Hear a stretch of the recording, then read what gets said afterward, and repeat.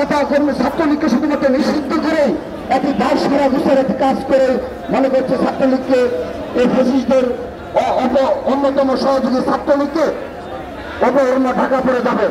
কিন্তু আমরা আনুষ্ঠানিকভাবে আজকের এই মার্চ ফর জাস্টিস কর্মসূচির মাধ্যমে বাংলাদেশের সকল শিক্ষা প্রতিষ্ঠানের প্রশাসনকে অনুরোধ জানাচ্ছি, সম্মানিত ভিসি স্যারদের এবং প্রিন্সিপাল স্যারদের অনুরোধ জানাচ্ছি, এই সবগুলো ক্যাম্পাসে বিগত 15.5 বছরে যে সকল ছাত্র দলের নেতা কর্মীদের উপর সন্ত্রাসী কায়দায় বারবার হামলা করা হয়েছে, হত্যা করা হয়েছে, এই সে সকল ছাত্র লীগের নেতা কর্মীদের বিচারের আওতায় দ্রুততম সময় নিয়ে আসতে হবে।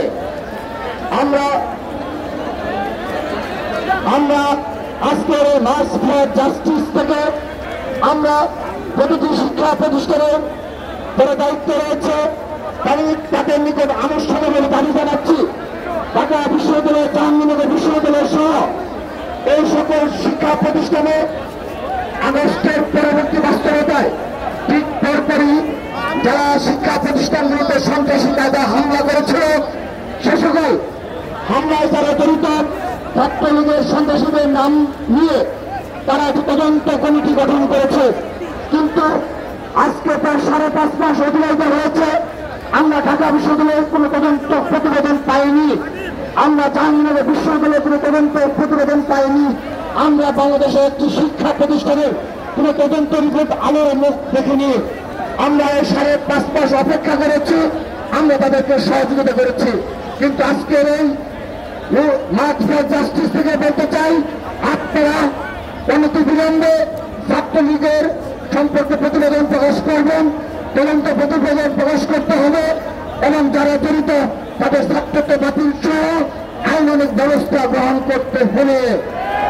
এবং প্রতিটি ক্যাম্পাসে এই যারা ফেসিবাদের সহযোগী হিসেবে ভূমিকা পালন করেছে, ফেসিবাদের দূষণ হিসেবে পরিচিত ছিল,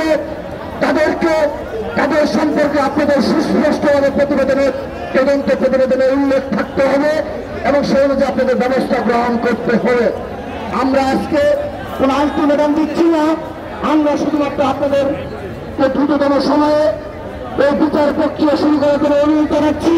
5.5 মাস অতিবাহিত হয়েছে, আপনারা যত দেরি করবেন তত এই ফেসিবাদ নির্মূল প্রক্রিয়া আরো কষ্টসাধ্য হবে, তাহলে পুনর্বাসন আরো সহজতর হবে।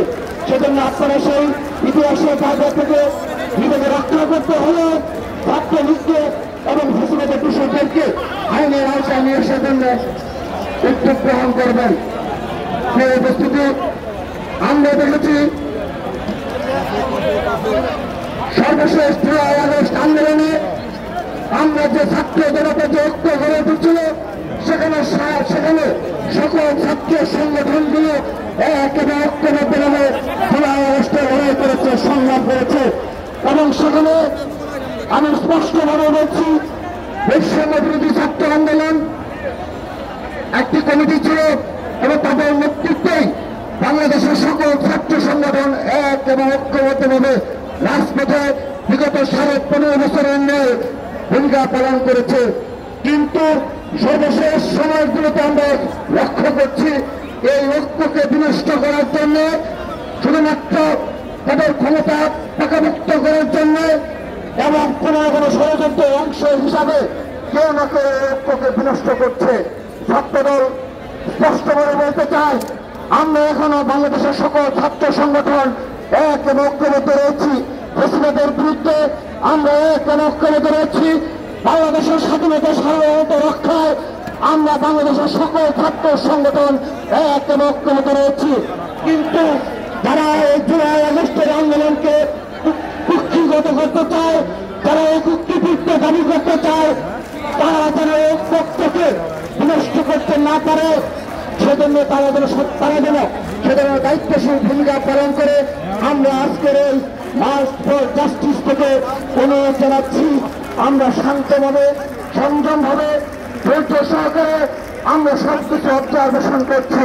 কিন্তু কেউ যদি মনে করে থাকে বিগত 15.5 বছরের ছাত্র দলের দেশ সংগ্রামকে অস্বীকার করে ইতিহাস রচনা করবে, সেই ইতিহাসকে ছাত্র দল তার ডাস্টবিনে নিক্ষেপ করবে। আমরা তাদেরকে হুঁশিয়ারি উচ্চারণ করতে চাই, আপনারা এমন কোন কর্মকাণ্ডে লিপ্ত হবেন না যে যা দ্বারা আমাদের ঐক্য নষ্ট হয়। এই বাংলাদেশের সকল ছাত্র সংগঠনের যে ঐক্য গড়ে উঠেছে জুলাই আগস্টে, সেই ঐক্য ধ্বংস হয়ে যায় এবং পুরো ষড়যন্ত্রের অংশ হিসাবে আপনারা লিপ্ত থাকেন।